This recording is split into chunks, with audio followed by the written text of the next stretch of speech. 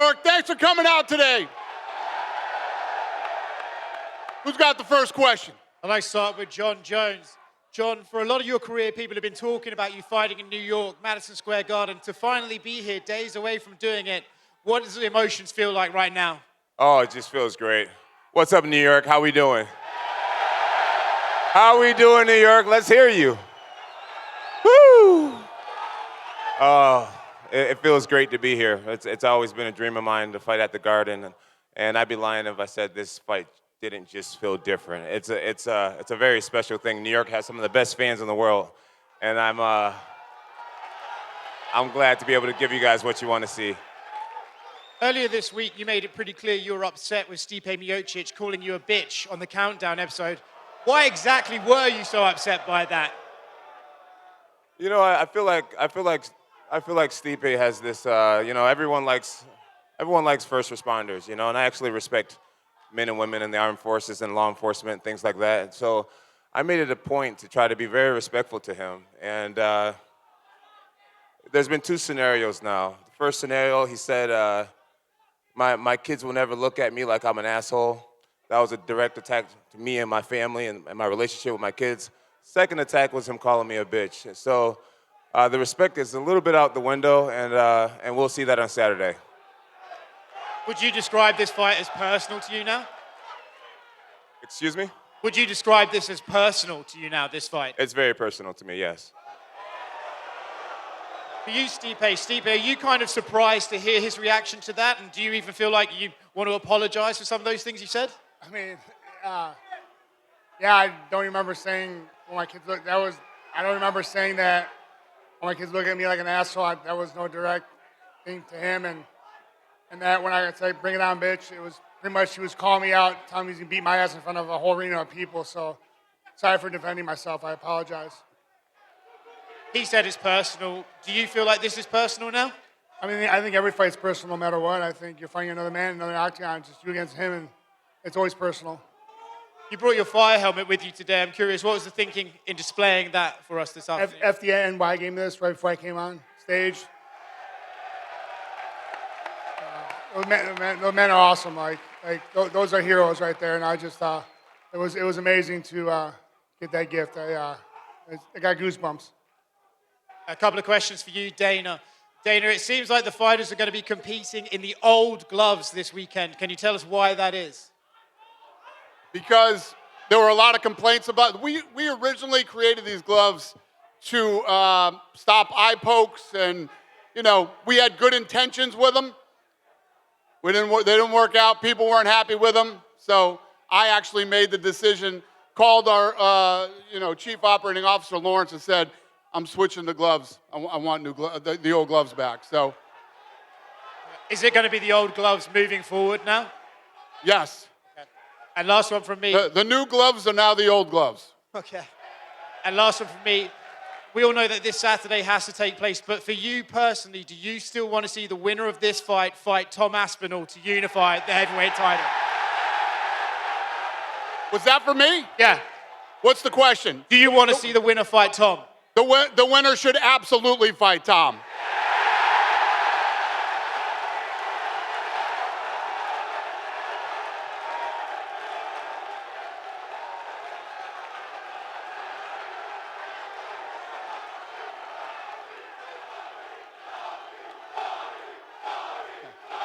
Who's got the next question?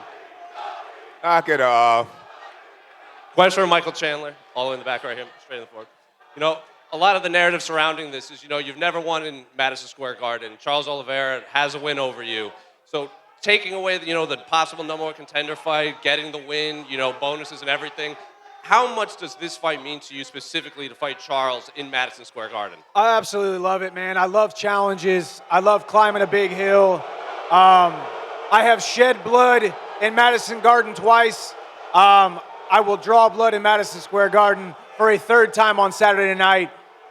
Big title implications against a guy who's already beat me, shattered my dreams of becoming lightweight champion. And on Saturday night, I submit myself as the number one contender, and my next fight will be for the belt. Are you surprised with the reaction here, or do you think it's just because they're such fans of Charles? Yeah, I mean, Charles is beloved. Hey, listen, if you don't love Charles Oliveira, you're not a mixed martial arts fan. So I Give it to him.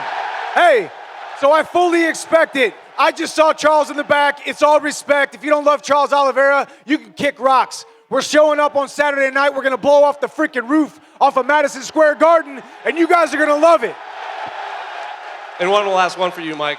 You know, you said in the countdown you were a fraction of a second away from getting that UFC title. So I'm curious, do you even approach this fight differently knowing just how close you were to raising that title?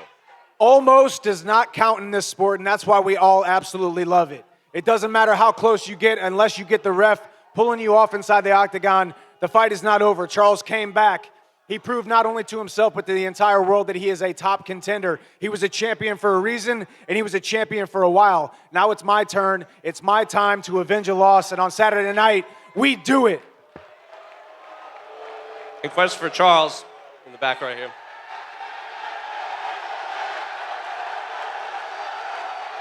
Obviously a massive support here in New York, so I'll just, give you the floor. Is there anything you want to say to the fans here in New York? Charles, aquele apoio massivo aqui em Nova York, então fala pra galera, só dá um oi pra galera. Só que assim. Boa noite, boa noite. Eu tava esperando tudo isso aqui. Eu amo vocês. Guys, good evening. Listen, I was waiting for all this. I love you guys.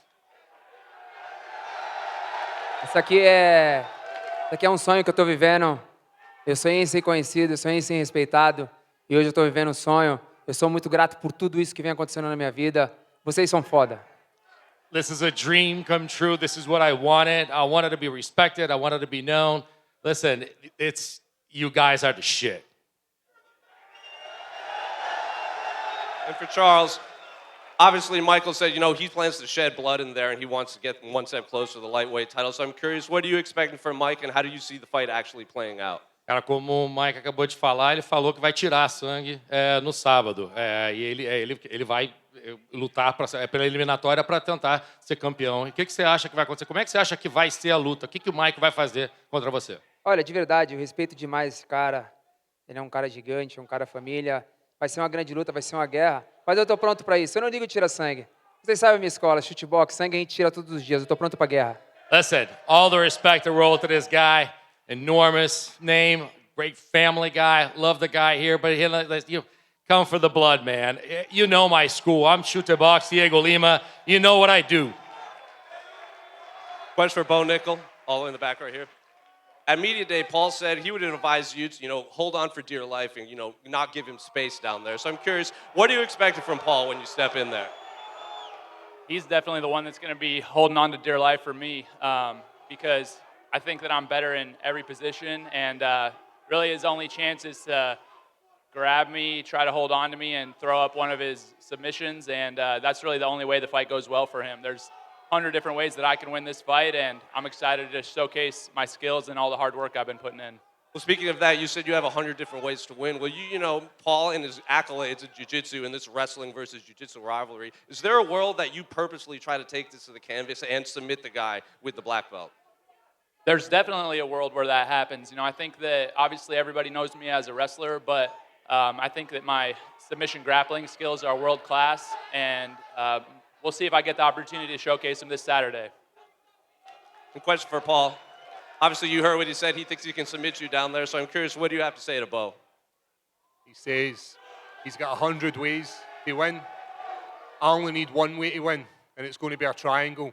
And when I hold on, I'm not going to let go until you tap. And immediate day, Bo's. Could anybody understand a word that he said? I couldn't understand a word he said. And I love the accent, though. It's dope. And last one for Paul. At media day, Bo said he's the one that approached the UFC for this specific fight. He wanted to fight you. So do you take that personally, or do you think he's just trying to use your name to propel himself into the rankings? It makes sense for him to use my name to propel himself. He hasn't fought the level of fighter that I have, and he's certainly not been in an octagon with somebody as dangerous as me. And Saturday night, we will see who will be understanding who. The tap in any language is the same. It doesn't matter if it's Scottish. It doesn't matter if it's American. When you tap, you tap. John Jones, right here. What is your reaction to Dana saying the winner of this fight has to fight Tom, that you won't be fighting Alex if you win? I have no reaction. Right now, I'm focused on Saturday. Saturday is just a few days away, and that's the biggest thing for me right now. So, absolutely no thoughts on Alex next or anything, just fully focused on Stipe? I did a really long press conference yesterday, and I feel like I really broke it down for everybody, exactly how I felt. So tonight, it's all about Stipe. Thank you. And Bo, one for you. The rumor is Donald Trump's coming to town. Have you any update on this and any extra nerves with the president watching you fight?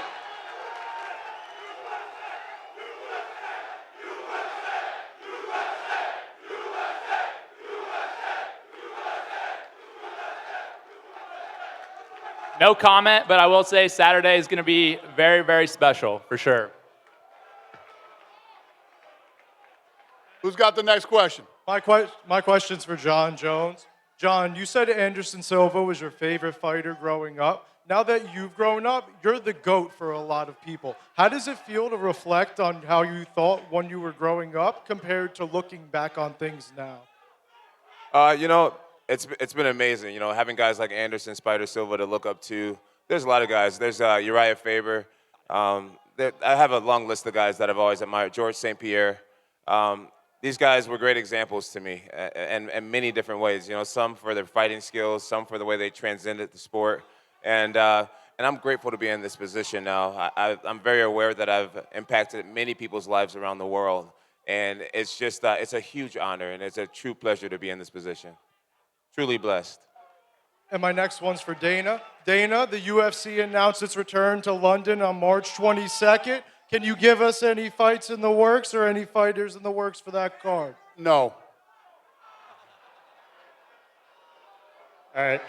For Michael, I know the notion that Charles Oliveira is a quitter has been dispelled in a lot of people's minds, but you brought it up in a lot of interviews this week. Why do you think that is still in there, and how do you feel you're going to bring that out? No, I did not bring it up this week at all. It was asked to me about our previous bout, in which case I do believe he had not proven that he was not. Since then, I have completely recounted that. Charles is a champion for a reason. He's come back in a lot of fights. Also, I did say every single person on the planet has a little bit of quitter in them. We've all got a little bit of quitter in us. It's just got to take the right time, the right amount of pressure. So hopefully we'll see it. And for Stipe Miocic, Stipe, I know you feel definitively you're going to win this fight. If that's what happens, do you feel an immediate rematch with John Jones is what would happen because he has never been beaten? I mean, yeah, but right now I'm worried about Saturday. So, yeah, once I get it done, yeah, we'll talk. And just one for you, Dana. I know a lot of focus on this pay-per-view, but UFC 310, after Bilal Muhammad pulled out, people are wondering about the main event, if Shavkat will fight someone else. Is that still a plan, or is Pantoja versus Kai Asakura going to be the main event? We'll announce tomorrow. It's going to be good. Okay, thank you. Charles Oliveira, vamos lá. Você constantemente fala sobre o legado do cinturão. Por que é tão importante para você ter o cinturão se você já tem um legado construído? Olha só, está do outro lado do mundo, milhares de fãs torcendo por você. De onde vem essa motivação e por que o cinturão é tão importante? Charles, you've always talked about legacy, and you've got a belt to show for, but now you have the legacy. You're loved all over the world. You have so many accolades, so many records. Why is a belt still important for you, since you already have a legacy of your own? Olha, a gente tem que estar aqui por algo. Eu estou aqui pela história, pelo legado, eu preciso tornar campeão. Há um mês atrás, o meu filho nasceu, e eu prometi para ele mesmo, eu vou ser campeão mais uma vez. Da mesma forma que eu fui campeão para minha filha, eu vou ser campeão para meu filho. We're here for something. We're all here for something. I'm here for history. I'm here for legacy. I'm here to be a champion. Listen, about a month ago, my son was born. My new son was born, and I said, your dad is going to be a champion again, just like your dad was a champion for his daughter. That's what I promised. Olha, eu não sei quando. A gente não tem, é tudo no tempo de Deus. Mas eu vou estar aqui para fazer história. Listen, I don't know anything. Everything's in God's time, but I'm here to make history. Charles, mais uma.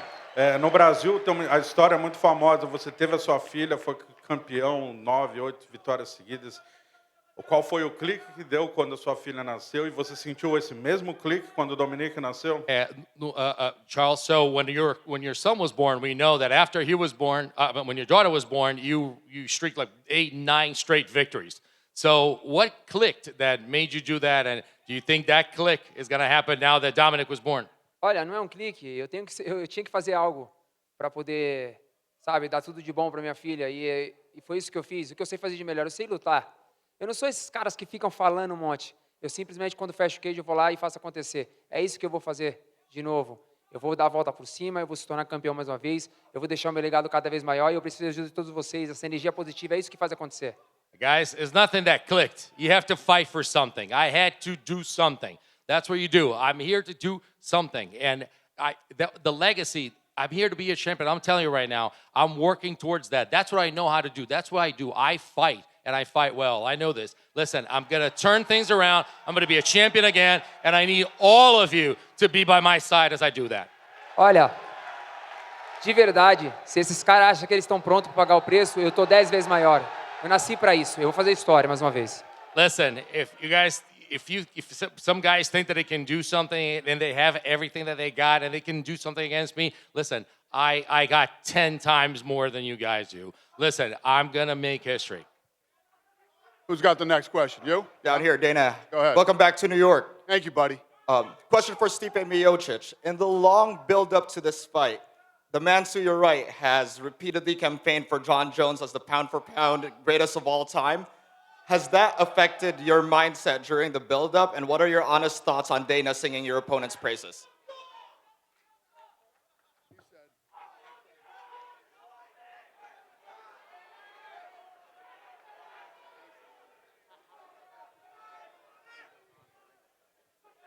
I mean, nothing new. I mean, John's done well. I mean, he's pound for pound. He's the best. You know, they call him the GOAT, and it is what it is. I mean, nothing new to me. And listen, I train just as hard as anyone else.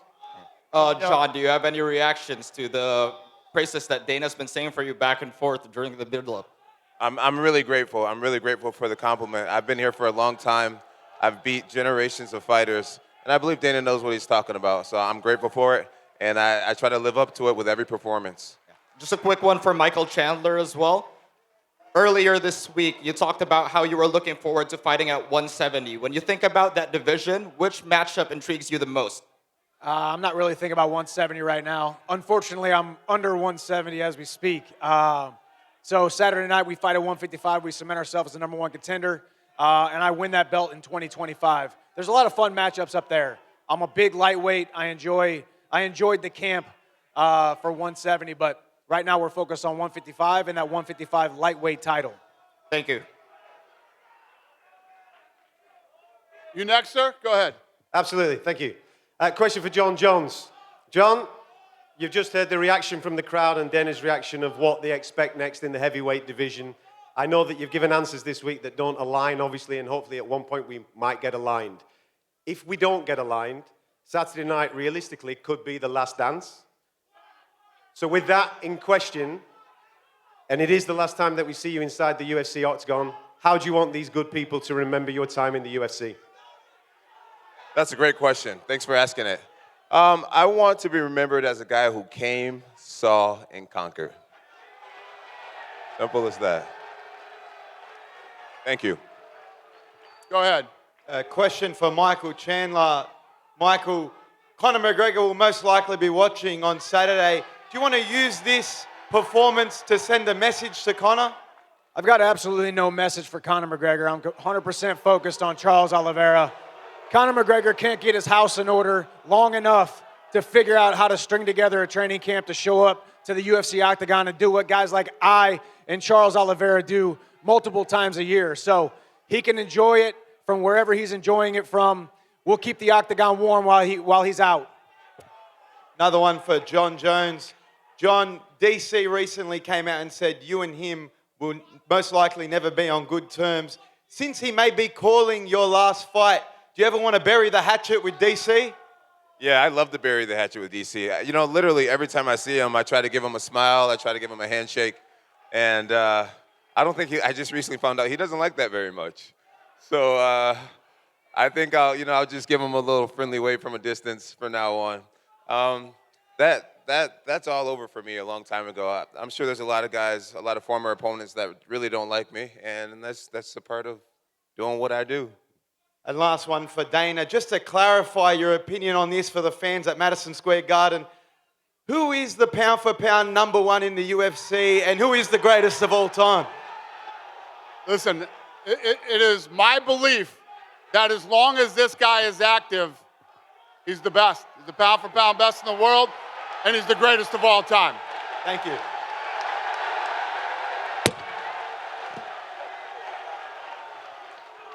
I'll Go ahead, be sir. right on Saturday, too. Appreciate it, Dana.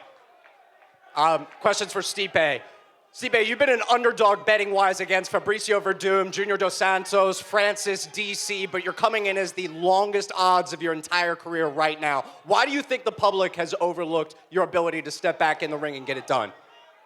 I don't care. I've never cared about the odds. Vegas hates me, and I'm gonna keep it that way.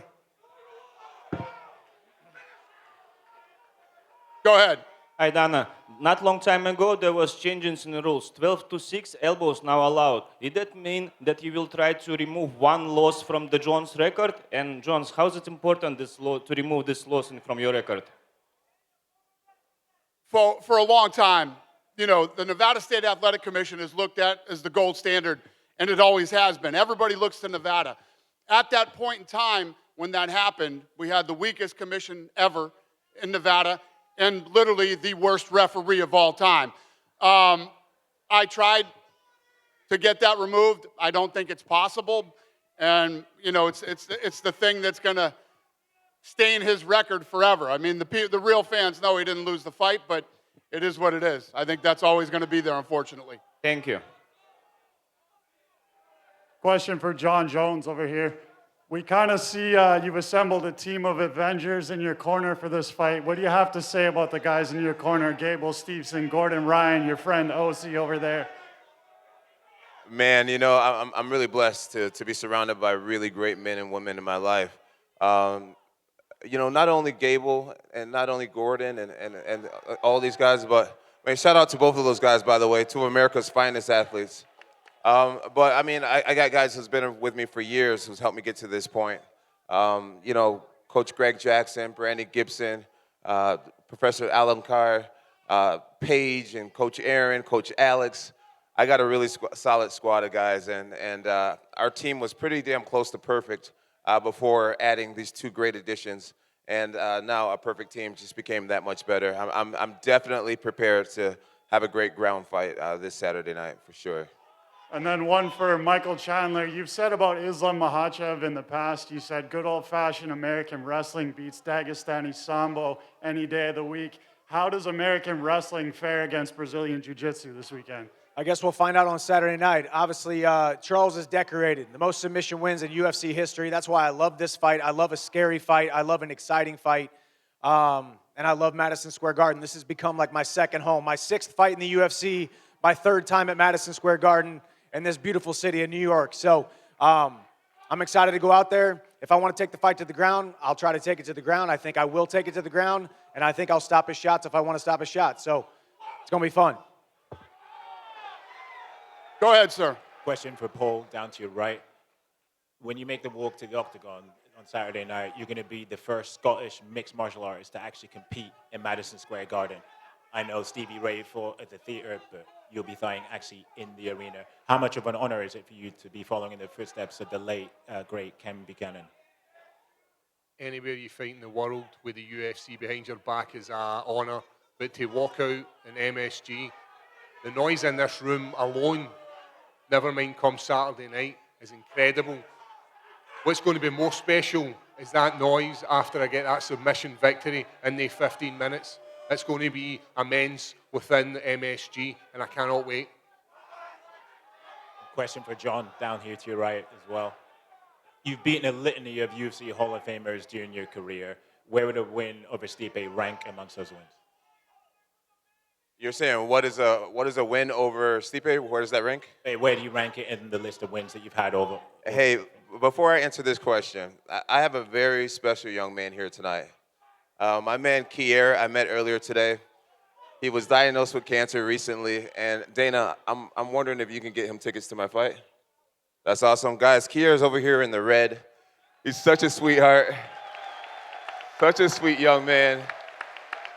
I don't know if you guys can see him, but he has the biggest and most beautiful smile. And I am so blessed to have met him. And I promise to give you a great show on Saturday night, young man. And Dana just said you got tickets, so you're gonna be all right. Hopefully they give you, are you gonna give him a decent seat? Or you're gonna get a good seat too. Uncle Dana, he knows how to take care of his guests. So, welcome to the UFC, Kier. And as far as beating Stipe, where were that rank? You know, I've defeated a lot of amazing athletes, and Stipe is an amazing athlete. You know, even though I don't quite like him as of right now, which it's fighting. Who cares if I like him or not? I have to respect what he's done in the UFC. I've seen this man use that right hand to get some really great guys. So I got nothing but respect for the dude at the end of the day, and that's what's going to make it such a great fight. I know he has a great team and a great family. I have a great team and a great family, and that's what MMA is all about. Martial arts is all about two greats getting together and seeing who's the better fighter. Stipe, down here to your right as well, same question to you. Where would you rank a win over John in the list of the wins if you had in your career? I mean, John pretty much summed it up right there, man. I mean, I'm not much of a talker, as you know, but like you said, he's got a great team, great family, as do I. And this man, it's gonna be some fireworks on Saturday, and I can't wait. Thanks. This is the last question. Hey, guy in the green sweater, you asking a question? Yeah, Yes, go ahead. sir. Thank you. One question for John Jones. So, asking whether this win or even before this win on Saturday night, do you have yourself on the Mount Rushmore of American sports? And if you do, how does the rest of Mount Rushmore look? Man, you know, it's hard to stand up here and kind of toot my own horn, but you know, I don't know if I can put myself on the Mount Rushmore of all American sports, but I do recognize that I've won, 15, 16 world titles, and that's very rare in any sport. You know, Tom Brady told me I think he had like 7 titles, 6 titles, and I know Michael Phelps did a really great thing with the Olympics. He has many, many titles. 17 is very rare. It's very rare, and I guess that's a question that you have to answer. You fans have to answer, but I'm grateful to be even mentioned in a conversation like this. Thank you. Thank you. And last question to Dana. Dana, I'm coming from Georgia, and Georgia right now has 2 champions in the UFC. So I think this question is coming from every single Georgian UFC enjoyer right now. Will we ever, in the upcoming future, see a UFC event in Georgia? Thank you. Yes, sir. We will. Yes. We want to go everywhere. So, you good? I just wanted to say thank you, and I'm looking forward to seeing you there. Thank you. Thank you, sir. So, we're going to rip this apart. We're going to square these guys off. I just wanted to say one thing. I don't remember how many years ago it was, but we couldn't get into New York City, and now we're 7 of the top 10 all-time gates at the baddest arena in the world. Thank you, New York. Thank you, Joel, and thank you, Madison Square Garden.